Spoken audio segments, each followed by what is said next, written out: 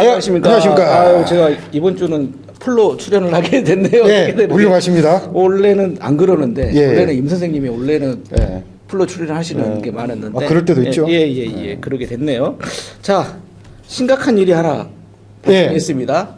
강주 우리가 지금 살고 있는 곳이 이제 강주 광역시다 보니까 예. 강주시 이슈를 좀 생각을 해보면 예. 자, 가장 큰 문제죠. 지금 인구 출생률 감소도 큰데 예. 인구가 지금 빠져나가고 있어요. 그렇죠. 우리가 원래 150만 예. 언제나 150만 강주 예. 이야기하다가 지하철 1호선 생기면 200만이 늘어날 거다라는 헛된 희망도 가지고 있었다가 그렇죠. 근데 현실은 140만이 예.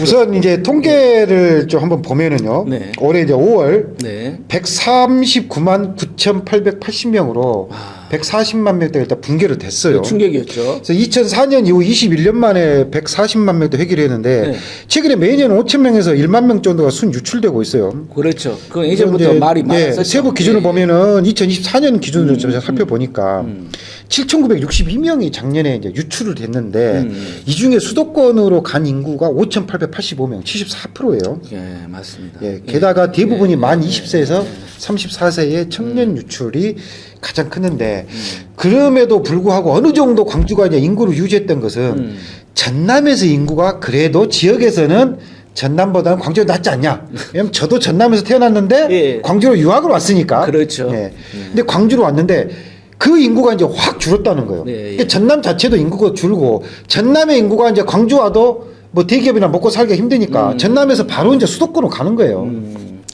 그래서 이제 인구가 어찌됐든 간에 확 줄었는데 이거에 대해서 광주시에서 이제 대책을 내놨던 것이 뭐 5년간 일자리에 뭐 11조를 투입하겠다. 창업 지원 늘리고 정주여건 개선하겠다. 뭐 합계 출산율 1.0% 회복하겠다. 목표는 아주 휘황찬란해요. 들리지 않습니다. 한 번도 어떤 정치인이 목표 제시해놓고 전 세계 역사상 뭐 달성된 적이 없습니다. 실은 지난해 제가 이제 기획 계산을 하나 하면서 이제 자료를 찾다 보니까 한국은행에서 매년 나오는 예. 보고서가 있어요. 예. 거기가 이제 인구 감소에 대한 예. 보고서를 이제 전국 이제 이렇게 통계로 쭉 내놓은 이렇게 보고서가 있었는데 그걸 보니까 1위가 강주였어요. 예. 유출이 많이 되는 거죠. 왜냐하면 젊은 사람들이 여기에서 일자리가 없어요. 먹고 살 만한 게 없으니까. 그렇죠. 무조건 인서울. 이게 이제 한마디로 성공의 어떤 뭐 이게 바로메터로 이제 보는 거죠. 국가 인구 감소 문제는 사실은 지자체보다는 국가가 책임을 져야 되는 부분인데 있죠. 국가가 책임을 못 지니까 각종 지자체에서 어떤 출산 문제라든가 이런 것을 인센티브를 해가지고 자기들끼리 찢어먹기 나눠먹기 치킨 게임을 하고 있는 거예요. 그러니까 예를 들어서 뭐 한평이라는 도시에서 인구 남은 예를 들어서 1억을 주겠다 하면은 광주 사람이 한평으로 주소 이전해갖고 1억만 받는 거예요. 예를 들면은 그러면 이게 지방 인구 감소의 해결책입니까? 안 되는 거죠. 안 되죠. 근데 국가가 안 하고 지방은 계속 소멸되니까 지자체들끼리 쓸데없이 예산도 없는 거 갖고 싸우고 있는 거예요. 그렇죠.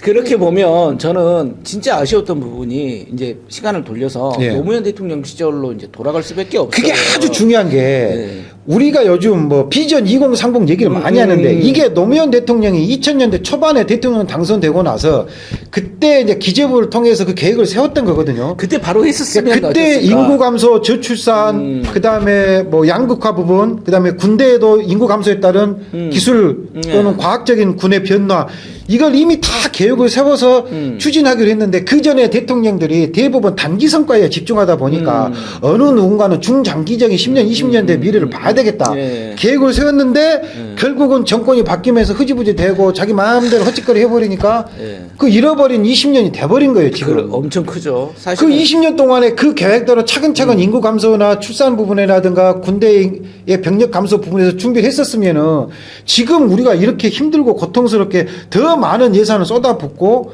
각 세대별로 갈등이 태어나고 생겨나고 이런 일이 없었을 건데 그러니까 참 그때 안타깝습니다. 당시에 지금 지방 균형 발전이라 했고 삼각 트라이앵글 뭐 그런 그렇죠. 게 있었고 그때 이제 아마 그 이명박이 되면서 그 많은 자원을 그 4대강이라 그렇죠. 해외 자원 개발 쓸 때부터 다 보였죠. 뭐 자원 네. 뭐 이런 데다 쓰다 보니까 이게 뭐 딱 없어져 버렸잖아요 모든 네, 것이. 이거의 중심에는 가장 중요한 게 뭐가 있냐면 예산 부분이 있거든요.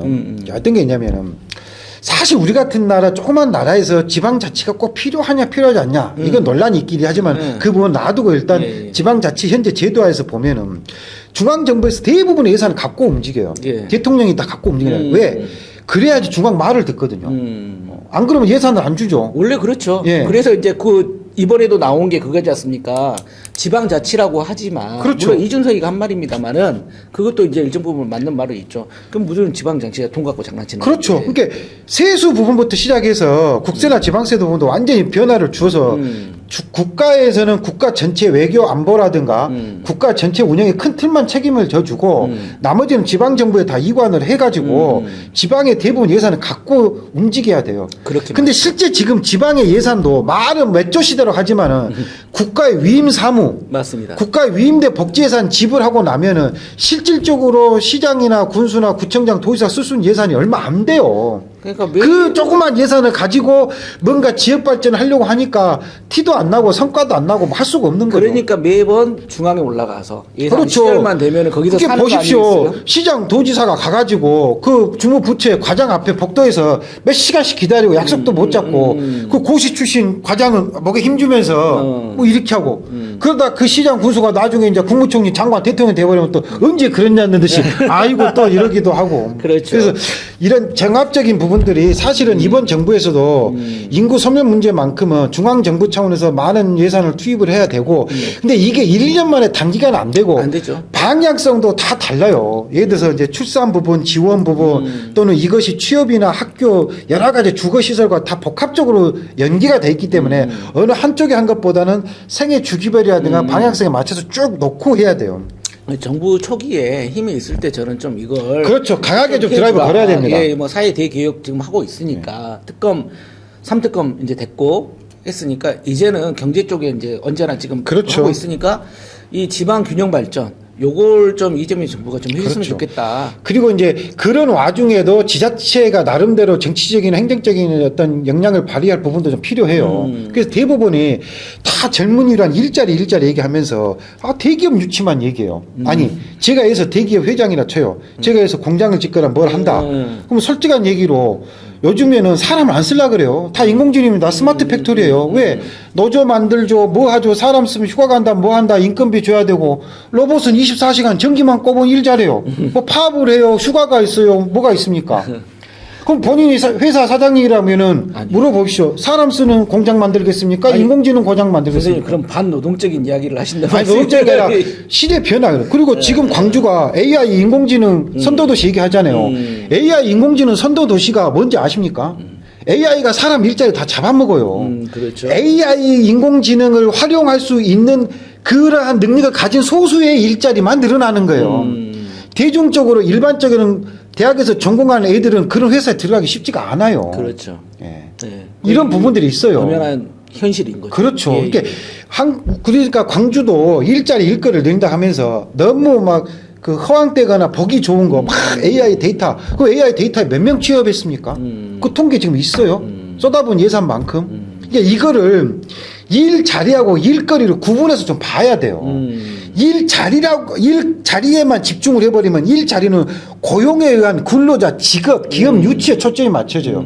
그러니까 자꾸 뭔 대기업을 갖고 와야 되고 제조업을 갖고 와야 되고 뭐 이런 식에만 주는데 일 자리를 좀 폭넓게 봐야 돼요. 그럼 예를 들어서 국가나 지방자치 예산으로 일 자리는 특정한 목적을 위해서 하는 일의 양이거든요. 그러니까 일 양을 늘려주면은 일 자리는 자연스럽게 늘어나요. 근데 일 자리에만 집중을 해주고 일 거리를 안 만드니까 일 자리가 늘어날 수가 없는 거죠. 그러니까 생각이 전환을 해야 돼요. 그리고 이건 단기간에 해결될 수가 없어요. 그렇죠. 그러니까 단기간에 정치적인 목적을 위해서 보여주기식 쇼를 보여주는 게 아니라 현 상황은 이러저러한데 앞으로는 요러저러해서 이렇게 가야 된다. 하지만 예산에 한계가 있다. 그래서 올해는 요만큼 하고 내년 이만큼 하고 내후년 이만큼 해서 장기적으로 시간은 걸리더라도 이렇게 하겠다.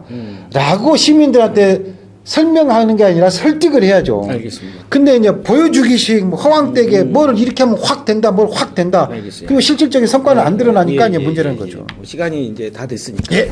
자, 한마디로 말하면 우리가 이걸 단기적인 어떤 성과 예. 위주보다 그렇죠. 장기적인 플랜을 가지고 중앙정부가 힘을 써줘야겠다. 그렇죠. 이제 그렇게 보는 게 맞는 것 같네요. 일단은 뭐 무너진 건 무너진 거고. 예. 예, 예. 알겠습니다. 뭐 다음에도 한번 이 문제를 가지고 예. 이야기를 한번 더 나눠볼 수 있도록 예. 하겠습니다. 예. 수고하셨습니다. 예.